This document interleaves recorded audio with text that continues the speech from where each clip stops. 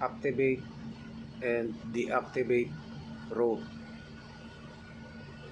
Kailangan pag naka-planning ito, kailangan i-monitor mo, lipat mo sa monitor. Double click, right click. Double click, right click, set as monitor. Yes. Right click sa road.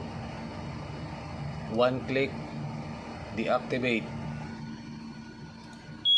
Yes.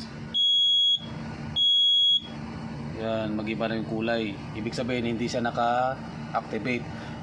Pag i-activate mo naman, right click, activate. Yan, pag nakapula na, ibig sabihin naka-activate na siya. Tapos, para hindi siya maingay, hindi nag-alarm lagi,